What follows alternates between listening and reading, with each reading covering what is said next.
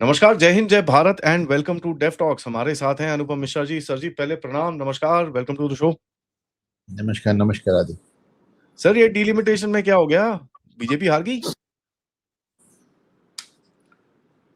नहीं, वो एक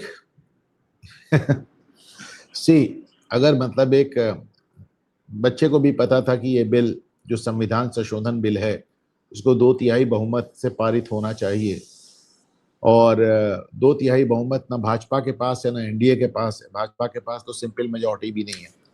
तो ऐसे में सबको मालूम था कि ये बिल पास नहीं हो सकता। उसके बाद भी क्यों लेकर आए उसको कहा कि उसकी आड़ में डिलिमिटेशन की बात कर रहे हैं। आड़ में डिलिमिटेशन की बात नहीं कर रहे हैं। इनफैक्ट मोदी गवर्नमेंट ने एक बहुत बड़ी, जिसे कहना चाहिए, सहूलियत दी थी इस देश को बचाने के लिए। 1976 में इंदिरा गांधी ने सीटों को बढ़ाने पर रोक लगा दी 25 साल के लिए, क्योंकि 1976 आते आते इंदिरा गांधी इस बात का उनको एहसास हो गया था कि नॉर्थ इंडिया में उनका विरोध बहुत ज्यादा है और साउथ इंडिया में उनकी सीट्स और उनकी पकड़ अभी भी है। तो उन्हें मालूम था कि अगर सीट, अब ये आर्टिकल 81 कहता है कि साहब आपको हर 10 साल में सीटें बढ़ानी है, आपको सीटें बढ़ानी है और आपको जनसंख्या के हिसाब से सीटें बढ़ानी है। ये भी नजर आ रहा था कि नॉर्थ इंडिया में जनसंख्या ज्यादा तेजी से बढ़ रही है। ये भी नजर आ रहा था कि अगर जनसंख्या, भाई देखिए, वो शायद 51 में सेंसस हुआ, 53 में सीट बढ़ी, 61 में सेंसस हुआ, 63 में सीट बढ़ी, 71 में सेंसस हुआ, 73 में सीट्स बढ़ी, 76 में 42nd अमेंडमेंट लेके इंदिरा गांधी आई।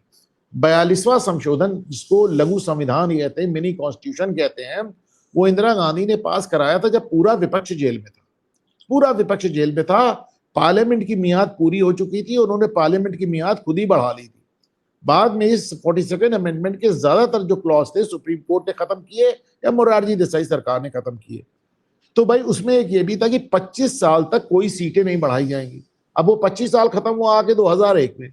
2001 में अटल बिहारी प्रधानमंत्री थे, उन्होंने भी कहा अगर सीटें बढ़ाएंगे तो साउथ इंडिया से बहुत बवाल होगा। उन्होंने अगले 25 साल बढ़ा दिया। वो अगले 25 साल खत्म हो रहे हैं 2026 में। उसके पहले मोदी सरकार एक कानून लेकर आई कि भाई, उन्होंने कहा कि हम 50% सबकी सीटें बढ़ा देंगे, अगर यानी 1.5 गुनी कर देंगे, 1.5 से गुणा कर देंगे। तो होता क्या कि पार्लियामेंट में जिस भी स्टेट का जो भी प्रपोर्शन है, जो भी अनुपात है, वही प्रपोर्शन, वही अनुपात बना रहता, बल्कि थोड़ा सा साउथ इंडिया का बढ़ ही जाता। लेकिन उनको समझ में नहीं आया, उन्होंने विरोध के लिए विरोध किया और विरोध आपने कर दिया। चलिए, बात उन्होंने अपने बिल से वापस ले लिए। अब होगा ये कि 2026 खत्म होते ही 2027 में आर्टिकल 81 बिल किक इन, और उस वक्त जो सीटें बढ़ेंगी वो जनसंख्या के अनुपात में बढ़ेंगी। और जब जनसंख्या यानी पॉपुलेशन के हिसाब से बढ़ेंगी तो जाहिर है कि उसमें नॉर्थ इंडिया बहुत फायदे में रहेगा, साउथ इंडिया बहुत नुकसान में, ह्यूज नुकसान में चला जाएगा। उस वक्त वो हल्ला मचाएंगे, नहीं नहीं हम ऐसा नहीं होने देंगे। और तब मोदी सरकार कहेगी भाई हमने तो आपको वे आउट दिया था, हमने तो कहा था ऐसा करें, 1.5 गुनी सबकी सीट बढ़ा लेते हैं, पॉपुलेशन को किनारे रख देते हैं। पर आपने उसको माना नहीं, आपने उस प्रपोजल को बूट आउट कर दिया। तो आप किस बात के लिए रो रहे हैं? तो ये तो इन्होंने, लोग अपने हाथों से पैरों, मतलब अपने हाथों से अपने पैरों पे कुल्हाड़ी मारते हैं, इन्होंने तो कुल्हाड़ी में पैर दे मारा है। सबसे बड़ा जो एक काउंटर नैरेटिव है सर इसका, कि भाई ये काउंटर नैरेटिव ये है कि डिलिमिटेशन वापस नहीं लेना चाहिए था। वापस क्यों लिया? ये तो बेवकूफी होगी, क्योंकि वापस इसीलिए लिया ना, वापस इसीलिए लिया कि भाई तुम हमारा वुमेन रिजर्वेशन जाने नहीं दे रहे हो। चलिए, और वुमेन रिजर्वेशन बिल पास ना होने देने के पीछे कांग्रेस ने क्या कहा? जब अमित शाह ने कहा कि चलो हम 50% की गारंटी बिल में लिख देते हैं, तो उन्होंने क्या कहा? नहीं, हमारी प्रॉब्लम डीलिमिटेशन से है। हमारी प्रॉब्लम, अगर डीलिमिटेशन के नाम पे तुमने महिला आरक्षण गिरा दिया तो ठीक है, हमने डीलिमिटेशन भी वापस ले लिया। अब तुम अगले साल डीलिमिटेशन झेलना, अगले साल तुम आर्टिकल 81 झेलना, अगले साल जब वो पॉपुलेशन के हिसाब से होगा तो उसको झेलना, और तब चिल्लाना कि साहब मेरे साथ बड़ी ज्यादती हो रही है। और तब हम तुमको याद दिलाएंगे कि साहब हमने तो एक 50% बढ़ाने का एक आपको मौका दिया था, आपने उसको नहीं अवेल किया। तो इसके अंदर अभी साउथ इंडिया में जैसे तमिलनाडु के अंदर एनडीए की गवर्नमेंट आ जाती है तो तमिलनाडु सबसे बड़ा ऑपोजिशन स्टेट है, वहां से तो ठंडा हो जाएगा। अगर नहीं आती तो यहाँ पर तो काफी प्रोटेस्ट, और ये सब चीजें कर सकते हैं डिलिमिटेशन पे अगले साल में। बिल्कुल करेंगे, 100% करेंगे। और तभी तो ये बात कहने की होगी कि भाई हम तो जो बिल लेके आए थे, हम 50% बढ़ा रहे थे। अमित शाह ने तो ये तक कहा कि 1 घंटे के लिए पार्लियामेंट स्थगित कर दो, हम इसको ले जाके बिल में डाल देते हैं, गारंटी दे देते हैं तुमको, कॉन्स्टिट्यूशनल गारंटी दे देते हैं, बात ही खत्म हो जाएगी। पर आपको तो विरोध के लिए विरोध करना था। मैं हमेशा कहता हूं कि विपक्ष का मतलब विकल्प होता है, विपक्ष का मतलब विरोध नहीं होता। बुद्धि पैदल हो गई इनकी, क्या कहा जाए। तो ये तो जान के बनाया है सर फिर ये तो बड़ा क्लियर है कि भाई अगर ये अगर सपोर्ट करते तो मरते, ना सपोर्ट करते तो मरते। अरे भाई, सपोर्ट करने में क्यों मरते, क्यों मरते? सबकी 50-50% सीटें बढ़ रही थी, क्यों मरते? आपको देखिए, let me give you an idea. मैं आपको एक अंदाज दे रहा हूं इस तरह, लेट मी शो यू। इस तरह समझो कि अगर यदि 50-50% वाला फॉर्मूला मान लिया जाता, तो तमिलनाडु की जो 39 सीट्स हैं वो 59 हो जाती। ठीक है, नहीं माना गया तो अगले साल जो आपकी 39 सीट्स हैं वो 50 पे रुक जाएंगी, 9 सीट का नेट लॉस होगा आपको। इसके अलावा 50% वाला फॉर्मूला मान लिया जाता तो उत्तर प्रदेश की सीटें 80 से बढ़ के 120 होती, अगले साल वो बढ़ के 140 के करीब पहुंच जाएगी। तो आप तो हर तरह से नुकसान में है ना। यूपी की 20 सीट बढ़ जाएंगी, आपकी 9 सीटें कम हो जाएंगी। तो पॉपुलेशन के लिहाज से आप तो घाटे में रहेंगे। इसीलिए इंदिरा गांधी ने फ्रीज किया था, इसीलिए अटल बिहारी ने फ्रीज किया था। वो फ्रीजिंग खत्म हो रही है 2026 में, तो 2027 में तो ऑटोमेटिकली कॉन्स्टिट्यूशन क्या कहता है, संविधान क्या कहता है? संविधान ये कहता है कि जहां जितनी पॉपुलेशन होगी उतनी सीट होगी। और आज राहुल गांधी तो कहते हैं ना कि भाई जिसकी जितनी संख्या भारी उतनी उसकी भागीदारी, तो होने तो फिर भागीदारी उसी हिसाब से। तो ये तो अपने नैरेटिव में खुद फंसेंगे जाके सर। फंस गए। अभी इसका बीजेपी फायदा कैसे उठाएगी सर? पहला फायदा तो सीधे यही है, बंगाल और तमिलनाडु में ये कह के कि भाई आपने महिलाओं का आरक्षण गिरा दिया। दूसरा फायदा ये कि अगले साल जब जनसंख्या के आधार पर आरक्षण आएगा, सीट मतलब जनसंख्या के आधार पर सीटें आएंगी बढ़ी हुई, तो उसमें विपक्ष विलाप करेगा, नाक रगड़ेगा कि साहब हमको 50% वाला फॉर्मूला ही वापस दे दो। फिर उसके बीजेपी के ऊपर है कि वो जनसंख्या वाली चीज को बढ़ाएंगे या 50% मान जाएंगे। दोनों तरह से जीतेंगे फिर तो ये दोनों, इनका तो विन विन है ही है। Cake in both the hands. Definitely sir, but इसके अंदर बस मेरे को एक ही वो पॉइंट है कि ये साउथ इंडिया के अंदर बवाल मचा सकते हैं इधर पे, बट ये वो बवाल वही है, अनटिल अनलेस वो दिल्ली पहुंचे बवाल का कोई फायदा नहीं। यार देखो, बवाल तो वो हर बात में बचा रहे हैं ना। मोदी सरकार 3 भाषा फॉर्मूला लेके आई, वो क्या कह रहे हैं कि भाई कक्षा 5 तक आप अपनी मातृभाषा पढ़ेंगे, उसके बाद कोई एक और भाषा ले लेंगे, उसके बाद कोई एक और भाषा ले लेंगे। आप तमिलनाडु के बच्चे शुरुआत में तमिल पढ़े, उसके बाद तमिल और कन्नड़ पढ़े, उसके बाद तमिल कन्नड़ और मलयालम पढ़े, उनको कौन रोक रहा है? साथ में जर्मन पढ़े, फ्रेंच पढ़े, कहीं हिंदी का नाम ही नहीं, फिर भी वो बिल जला रहा है। उसका क्या करेंगे आप? फिर भी कह रहे हमारे ऊपर हिंदी थोपी जा रही है। बिल में कहीं हिंदी का नाम ही नहीं है, बिल में कहीं आपके ऊपर हिंदी थोपने की बात ही नहीं, फिर भी आप कह रहे हमारे ऊपर हिंदी थोप रहे हैं। तो भाई उसमें कोई, अभी जैसे उन्होंने इस बिल की कॉपी जलाई स्टालिन ने 2 दिन पहले, इसमें कौन नई बात है? पेरियार ने कॉन्स्टिट्यूशन कॉपी जलाई थी 57 में, वहां तो संविधान की कॉपी जला जला के राजनीति हो रही है, तो कोई फर्क नहीं। नया क्या है? अभी सर वेस्ट बंगाल के अंदर आखिरी चरण है, मतलब 18 तारीख तो होगी, 18-19 तारीख का भी सेट है, 23 तारीख को इलेक्शन है। कहाँ दिखता है आपको जाता हुआ सर? भाई बंगाल में अगर बाकी सारी चीजें छोड़ भी दी जाए तो आखिर ममता बनर्जी के फेवर में क्या जा रहा है ये बताइए। बात ममता बनर्जी की नहीं है, कोई भी सरकार हो अगर 15 साल से है तो एक एंटी इनकम्बेंसी तो आएगी ना। दूसरी बात, आंकड़े बता रहे हैं कि बंगाल से पलायन बढ़ता जा रहा है, सड़कें यहाँ बना नहीं। आप देखिए ममता बनर्जी का कोई भी भाषण सुन ली, अगर भाजपा आरएसएस इलेक्शन कमीशन का नाम ना ले तो उनके भाषण में कुछ है ही नहीं।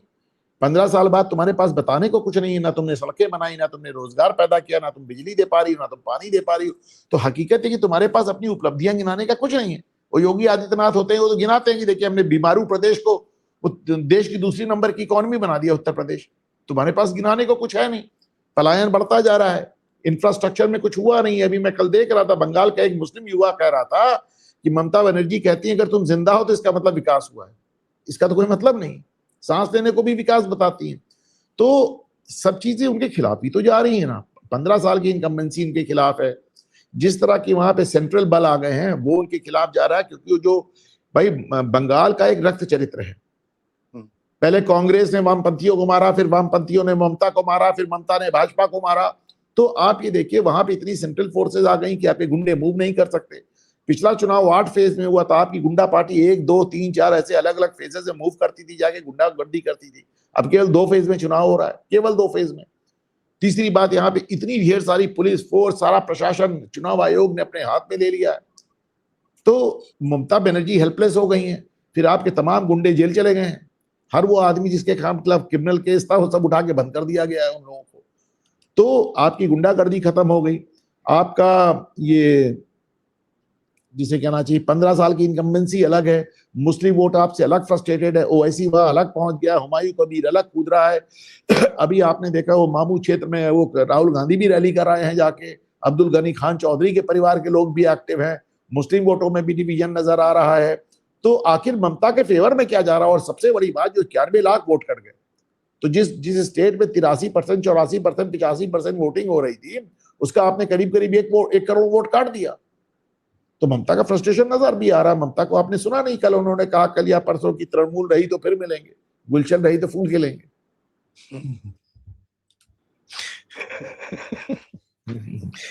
वो भी जाते जाते मतलब स्टेज से बाहर हो गई आंटी, उसके बाद भी बोली जा रही थी, माइक लेके चली गई वहां पर, तो बंदा भाग रहा होगा, आंटी माइक तो दे दो वापस। एक बड़ा फनी दिखता है मेरे को। उनके एक ही लीडर दिखती है सर, जो पहले तो हैंड माइक से बात करती हैं, और दूसरा वो एक रुमाल सा होता है उनका हमेशा हैंड माइक के ऊपर। मेरे को वो समझ नहीं आता ये क्या है। इनका कुछ एक स्पेसिफिक ट्रेडमार्क है मेरे ख्याल से। सर तमिलनाडु, आपको क्या दिखता है सर? कई लोग बोलते हैं एनडीए के चांसेस काफी स्ट्रांग हैं। तमिलनाडु में भी वही बात है, डीएमके के खिलाफ बड़ी एंटी इनकम्बेंसी है। तमिलनाडु में मेरी अपनी एक इंडिजिनस थ्योरी, एक अपनी थ्योरी है, लेकिन थोड़ा उसको मैं वर्कआउट कर लूं, अभी नहीं, और उसको मैं बाद में बताऊंगा या कोशिश करूंगा उस पर आज शो करूं। मेरी अपनी थ्योरी है, लेकिन थोड़ा मैं उसको और वर्कआउट कर लूं। बहरहाल तमिलनाडु में डीएमके के खिलाफ माहौल है, इसमें दो राय नहीं। पर आज जो आप विजय के प्रति आकर्षण देख रहे हैं, उसका सबसे बड़ा कारण ये है कि डीएमके और एआईएडीएमके दोनों में जितने लीडर्स हैं सब बुढ़े हो गए, इतने जमाने से चल रहे हैं। अब वो उसमें विजय निकल के आया है, एक यंग ब्लड निकल के आया है। नंबर 1, यंग ब्लड कहने के लिए अन्नामलाई के रूप में भाजपा के पास भी है, पर भाजपा के भी वहां इतने पैर नहीं जमे, भाजपा के वहां अभी तक इतने पैर नहीं जमे हैं। वैसे भी भाजपा की तो पूरी लड़ाई सिर्फ स्टालिन को हटाने की है। स्टालिन हट गया तो भाजपा जीत गई, नहीं हटा तो भाजपा हार गई। इनफैक्ट सो मच सो कि अगर विजय भी मुख्यमंत्री बन जाए तो भी भाजपा इसको अपनी जीत मानेगी। करेक्ट सर, क्योंकि एक एलिमेंट जो है उसको आपने हटा दिया वहां से। सर देश में बड़ी एक इंटरेस्टिंग सी चीज चल रही है इस टाइम पे, एंड आप देखें जो टीसीएस का मुद्दा निकला, उसके ऊपर कितना मतलब बवाल। लेकिन उस टीसीएस के मुद्दे में मैं कुछ ऐसे अकाउंट्स देख रहा हूँ जो पाकिस्तान के साथ हैं और उसके अंदर घुसे हुए हैं।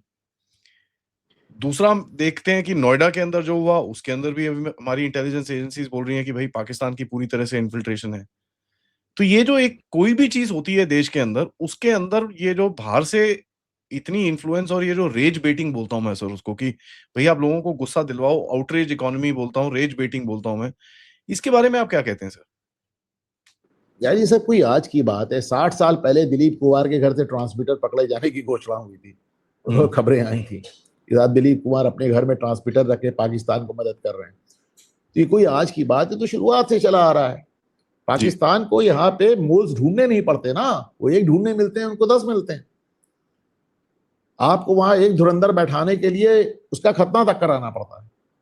यहाँ पे तो उनको तमाम लोग घर बैठे मिल जा रहे हैं। अभी ये भी नहीं देखिए आप, वो एक सीसीटीवी वाला चला था, सोलर पावर्ड सीसीटीवी पूरे दिल्ली और आसपास एनसीआर रीजन में लगे हुए, तो लगातार लाइव ब्रॉडकास्ट कर रहे थे पाकिस्तान को। चाइनीज सीसीटीवी अब वो अलग वो चल रहा है। तो ये चीजें तो लगातार हो रही है ना। ये आपके यहाँ जो ये लव जिहाद चल रहा है या जो कुछ भी चल रहा है, ये कहीं ना कहीं इसके तार तो पाकिस्तान से जुड़ते हैं। लेकिन बात पाकिस्तान की नहीं यार, पाकिस्तान को छोड़ो, पाकिस्तान का तो काम यही, वो यही करेगा ना। ये तो हमारा काम है इसको देखना कि हम इसको रोकें। ये हमारा काम है इसको देखना कि इसको रोकें। और इसमें कहीं ना कहीं जो हमारा वोकिज्म है, हमारे खास तौर से हिंदू परिवारों का बहुत ज्यादा पैसे और काम को लेकर जो एक ऑब्सेशन है, पति भी काम कर रहा है, पत्नी भी काम कर रही है, बच्चे भी काम कर रहे हैं, पूरा घर मिलके काम कर रहा है, फिर भी कमी आ रही है। मेरी समझ की बात है। तो अभी जैसे एक इतना इतना ऑब्सेशन पैसे को लेकर हो गया कि आपके पास अपने बच्चों को देने के लिए समय नहीं। और मैं तो बार बार कहता हूं, अपने बच्चों से बात नहीं करेंगे तो कोई और करेगा। आप अपने बच्चों को समझाएं, ये पूरा लव जिहाद वगैरह खत्म हो जाएगा जिस दिन आपकी बच्चियां समझ जाएंगी। अपनी बच्चियों को समझाएं, अपने पड़ोसियों के बच्चों को समझाएं, आपके यहाँ जो काम वाली आती है उसके बच्चों को भी करवाएं, सबको समझाएं, सबको समझाएं। आपका आप उन लोगों में से हैं, आप उस सनातन धर्म से आते हैं, तो बाहर निकलते हैं तो माता जी और बहन जी करके बात करते हैं।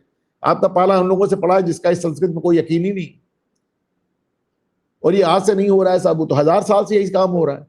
भारत में ही नहीं हो रहा है, पूरी दुनिया में हो रहा है। अभी आपने देखा यजीदियों के साथ क्या किया इन्होंने, यूरोप में क्या किया इन्होंने, आप देख लीजिए, ईरान में क्या किया इन लोगों ने। तो इन्होंने हर जगह वही किया। और तो छोड़ जाने दे यार, पाकिस्तान में रह के पाकिस्तान के साथ क्या कर रहे हैं आप देख लीजिए। तो आपका पाला जिन लोगों से पड़ा है, आपको ओवर सतर्क होना पड़ेगा भाई। एक awareness is the only way. आप एक लव जिहाद पकड़ेंगे, एक सूरत पकड़ेंगे, एक अजमेर पकड़ेंगे, एक अमरावती पकड़ेंगे, एक नासिक पकड़ेंगे और 10 निकलेंगे साहब। वो तो आपको अपने बच्चों को अवेयर करना पड़ेगा ना। सही बात है सर। क्योंकि मेरे को एक जो चीज शॉकिंग लगी सर, ये उत्तर प्रदेश एटीएस के बंदे से जो अरेस्ट हुआ, एक इसका नाम मुफ्ती जाकिर करके एक मौलवी अरेस्ट हुआ सर। एंड यहाँ पर एटीएस का जो स्टेटमेंट है वो बड़ा क्लियरली कहता है सीएए, एनआरसी एंड यहाँ पर आता है नाम यूजीसी का। अब सीए अलग है, एनआरसी अलग है, यूजीसी एक हिंदुओं की तरफ से जो एक जो पुशबैक किया गया गवर्नमेंट को कि भैया ये चीज नहीं होनी चाहिए। और आपने भी बोला उसके बारे में, मैंने भी बोला उसके बारे में कि यार ये डिवीजन मत करो और जो फेयर है उसको रहने दो, ये लॉज ठीक नहीं है। वो सुप्रीम कोर्ट गया, सुप्रीम कोर्ट में गवर्नमेंट ने कुछ नहीं बोला और वो गायब हो गया। बट एक फिर भी तबका है जो उसके ऊपर गुस्सा अपना लगा के बैठा हुआ है और वो लगे हुए हैं और उसके काफी सारे अभी स्क्रीनशॉट्स इधर-उधर चल रहे हैं। कितना वैलिड है, कितना क्या है, किसी को नहीं पता। इसको आप जोड़ें कि भाई एक जो आउटरीच इकोनॉमी फिर से, अभी एक मौलवी बैठा है, इसको दिखता है यार यहाँ पर गड्ढा है, खोदो इसको। और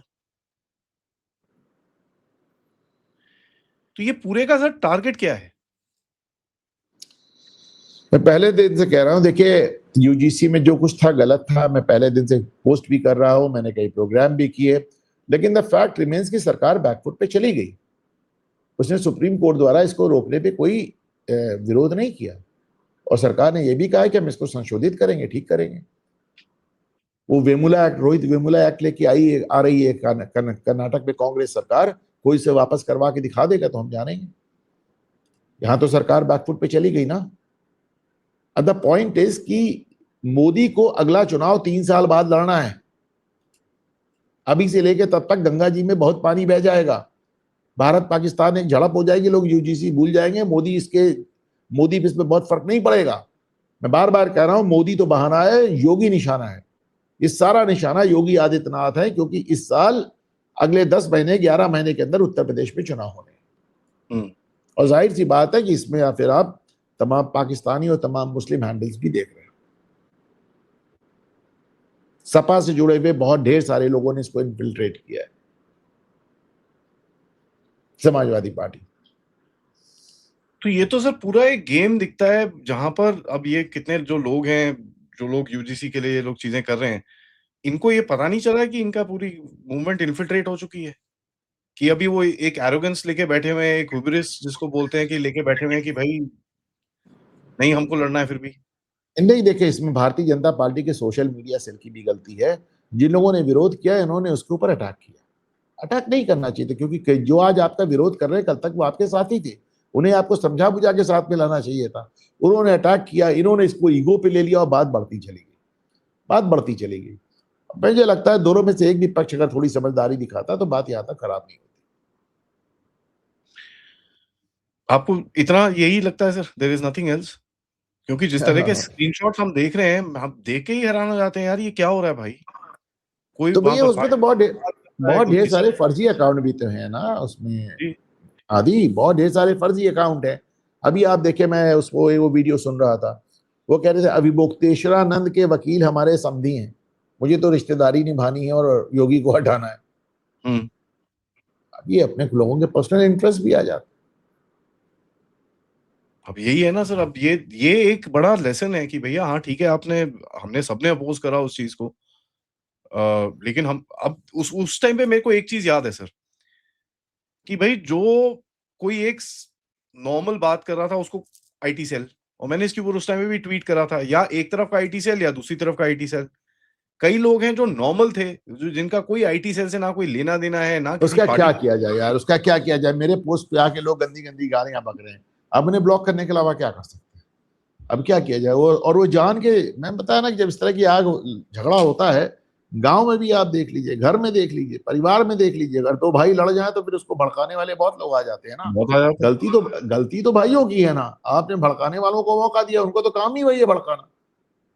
अगर आपको लगता है समाजवादी पार्टी के लोग इसमें नहीं चले आएंगे, मुस्लिम हैंडल नहीं घुस आएंगे, वो आपको नहीं और भड़काएंगे, तो आपको गलत लगता है। प्रॉब्लम तो आपका है, आप अपना झगड़ा सॉल्व कर लीजिए, भड़काने की जरूरत ही नहीं। जिस तरह की हैंडल्स की आप बात कर रहे हैं वो तो इसी पर्पज से यहाँ आए हैं। लेकिन फर्ज कीजिए कि ये जो लोग विरोध कर रहे हैं और ये जो आईटी सेल है, इसके बीच का अगर कोई एक समझौता निकल आता है तो कोई फिर चाह के भी नहीं भड़का सकता ना आदि। निकल सकता है सर, इतना आगे चले गए हैं लोग एक दूसरे को।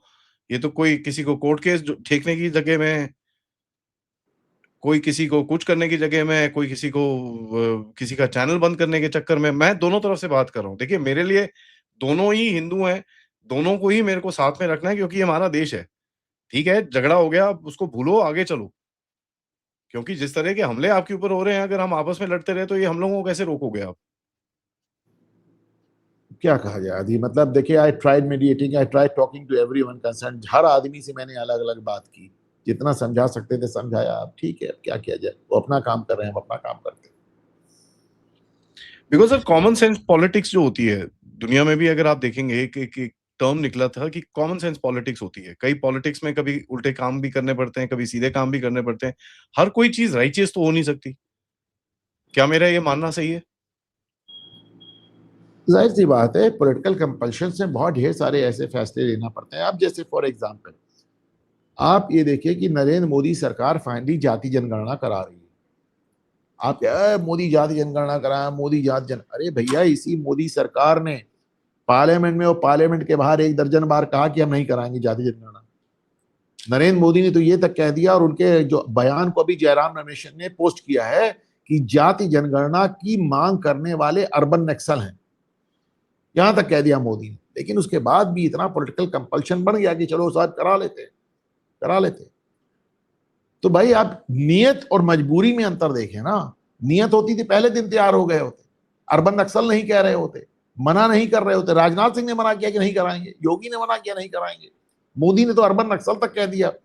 तो नियत तो नहीं थी कराने की, लेकिन जब एक उन्हें भी मालूम था कि जाति जनगणना वगैरह सिर्फ इसलिए होती है, हिंदुओं के डिवीजन के लिए होती है, तो नहीं कराना चाह रहे थे। लेकिन एक पॉलिटिकल कंपल्शन आ गया, कराना पड़ा।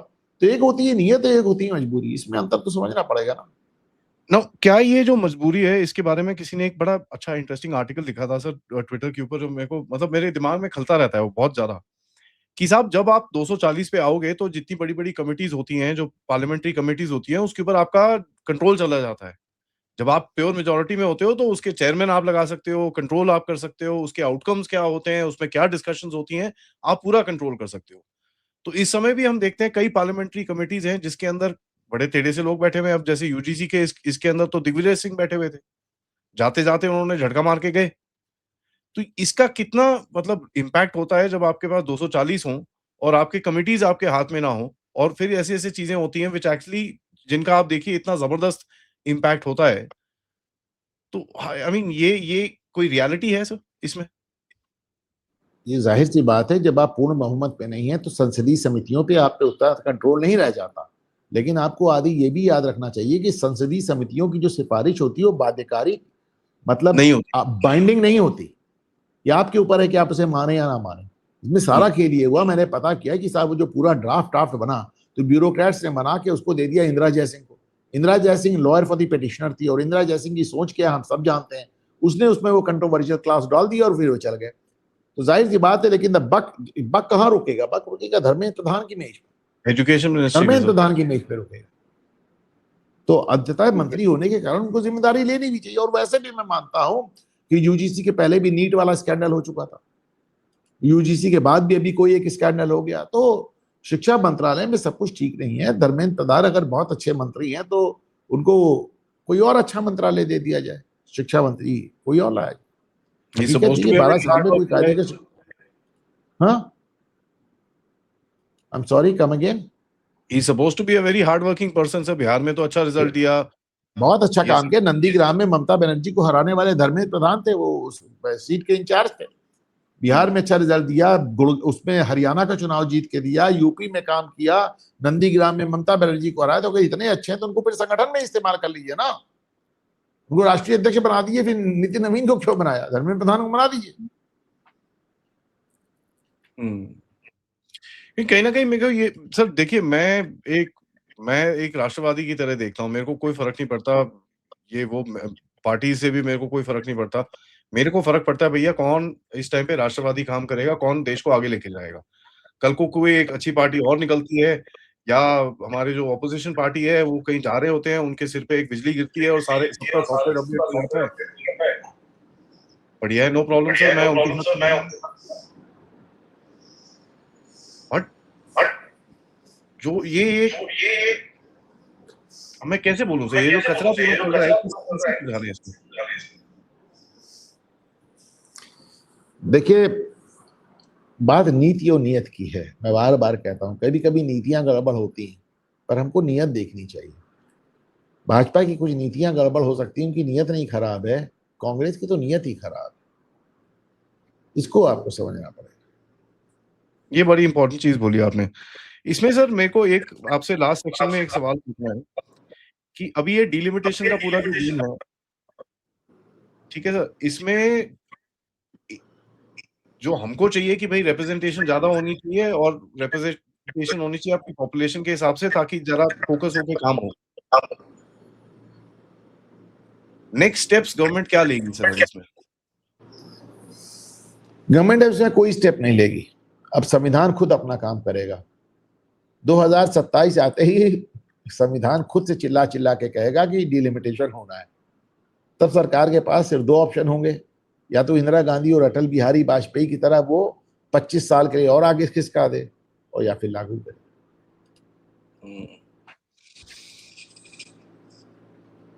एक सर हम तरीका देख रहे हैं आजकल पॉलिटिक्स का, जहां पर fake news abusing, I mean Mallikarjun खड़गे जी ने जो चीजें बोली बड़ी दर्दनाक थी। पवन खेरा के साथ जो सर थोड़ा आगे हो जाइए, आपका वो एक्टिव, सॉरी, पवन खेरा का जो ये पूरा गेम हुआ, सुप्रीम कोर्ट ने डंडा मारा है उनको बड़ी जोर से। ये जो फेक झूठ की राजनीति आज हमको दिखती है, ये क्या आपको दर्शाती है सर? ये देश में पहले भी ऐसी था कि ये भी कोई नया ट्रेंड निकला है? नहीं, इतना ज्यादा झूठ पहले इसलिए नहीं चलता था, आप इस तरह समझे, क्योंकि सोशल मीडिया नहीं था। आप जो कुछ बयान दे रहे हैं अखबार में छप गया और अगर गलत है तो फिर आपको दिक्कत होती थी। सोशल मीडिया में आपके पास पूरी आईटी सेल आ गई, कोई भी नैरेटिव चला दो, संविधान खत्म कर रहे हैं, आरक्षण खत्म कर रहे हैं, दक्षिण भारत के साथ अन्याय कर रहे हैं, हिंदी थोप रहे हैं, संस्कृत लाद रहे हैं, कोई भी नैरेटिव चला दो। सोशल मीडिया आने के बाद ये एकदम झूठ की दुकान बन के रह गई है। और इसीलिए मैं आज जमाने से कह रहा हूं, एक तो आप अपने फर्जी अकाउंट को खत्म कीजिए, जितने अकाउंट है सब वेरीफाई होने चाहिए, आधार से वेरीफाई। अगर हिंदुस्तान में चल रहा है तो सारे अकाउंट वेरीफाई होने चाहिए। और दूसरी बात मैं कह रहा हूं कि ये नैरेटिव का जमाना है, और 1000वीं बार रिपीट कर रहा हूं कि मोदी सरकार में सूचना प्रसारण मंत्री होना चाहिए।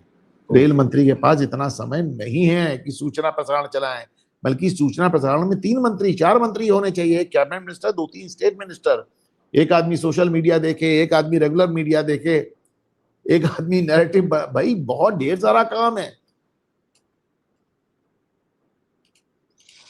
Narrative is history and perception is reality. अब फनी थिंग इज, इस साल ये देश के अंदर ना हमेशा से ये एक नैरेटिव की बैटल चलती रहती है। अभी लेंसकार्ट का पूरा चल रहा है, टीसीएस का ये चल रहा है, ये सब चीजें चल रहा है, और एक परसेप्शन जो है, जो एक रिजेक्शन है कि साहब सीधे रहो तो धंधा चलेगा, नहीं तो नहीं चलेगा। ये तो लोगों का परसेप्शन है, और लोगों की तरफ से बड़ा क्लियर ये वर्डिक्ट दिखता है आपको पॉलिटिक्स में। ये बात सच है, ये बात सच है कि सोशल मीडिया के इस युग में हर आदमी, हर आदमी अपने आप में नैरेटिव बनाने में भी सक्षम है, नैरेटिव तोड़ने में भी सक्षम है, और कोई इतना बेवकूफ नहीं है जिसको आप एक लंबे समय तक छल सके। तो अब जैसे कि 2024 में आपने एक नैरेटिव चलाया कि संविधान बदल देंगे, और मोदी सरकार चाह के भी बहुमत नहीं पा पाई। लेकिन फिर देखिए 2024 के बाद जितने चुनाव हुए, हरियाणा, दिल्ली, महाराष्ट्र, बिहार, सब उन्होंने स्वीप कर दिया, सब उन्होंने स्वीप कर दिया। 2024 में जब मोदी सरकार 240 पे रुक गई थी तो चारों तरफ इस तरह की बातें हो रही थी, तो डाउनफॉल की शुरुआत है, ये तो अंत की शुरुआत है। भाजपा खत्म हो गई, और उसका आप देखिए दिल्ली स्वीप हो गया, हरियाणा स्वीप हो गया, बिहार स्वीप हो गया, महाराष्ट्र स्वीप हो गया, और जो लोग अंत की शुरुआत कर रहे थे वो पार्टियां खत्म हो गई। केजरीवाल कहां चले गए, उद्धव ठाकरे कहां चले गए, तेजस्वी का क्या हाल हुआ, 25 सीट। तो जिस पार्टी को आपने 2024 में राइट ऑफ कर दिया था, they came back with the bang.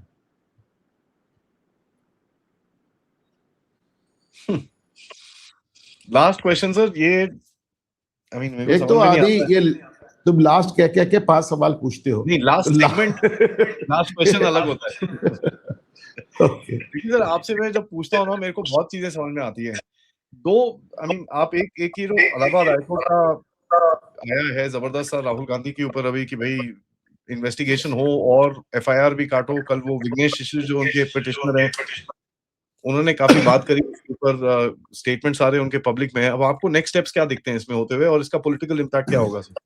देखिए इलाहाबाद हाईकोर्ट का जो आदेश हुआ है राहुल गांधी के ऊपर कि दोहरी नागरिकता को लेके एफआईआर, फॉरेनर्स एक्ट में एफआईआर, पासपोर्ट एक्ट में एफआईआर, और उसके बाद मामला सीबीआई को दिया जाना, उसकी जो मूल बात है उस पर कोई ध्यान नहीं दे रहा है। और मूल बात यह है कि हाईकोर्ट ने ऐसे आदेश नहीं किया, हाईकोर्ट ने होम मिनिस्ट्री से को नोटिस दिया। होम मिनिस्ट्री ने कहा कि साहब हमारी फाइल्स, और मैं नहीं कह रहा हूं, होम मिनिस्ट्री का टॉप सीक्रेट है, यानी अति गोपनीय। तो उस पर हाईकोर्ट ने कहा अगर टॉप सीक्रेट है तो आप हमको अकेले दिखा दीजिए, हम उसको कोर्ट में नहीं देखेंगे। तो हाईकोर्ट जजेस को टॉप सीक्रेट अति गोपनीय फाइलें अलग से दिखाई गई। तो टॉप सीक्रेट फाइल्स, अति गोपनीय फाइलों का अवलोकन करने के बाद, उनका पेरुजल करने के बाद हाईकोर्ट इस नतीजे पे पहुंची कि एफआईआर होनी। अब इसको समझिए, हवा में नहीं आदेश में।